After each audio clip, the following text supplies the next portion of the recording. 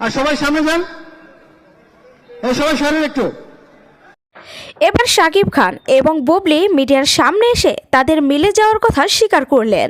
গান বাংলা চ্যানেলের কর্ণধার মুন্নি এবং তাপস শাকিব বুবলিকে এক করে দিলেন, এমনটাই বলছেন শাকিব খান। তবে আর লুকোচুরি নয়, মিডিয়াকে সামনে রেখে তাদের সম্পর্কের জোড়া লাগালেন। একটি বড় আয়োজনের মধ্য দিয়ে, এবং যে আয়োজনটি করেছেন তাপস ভাই, মুন্নি ভাবি,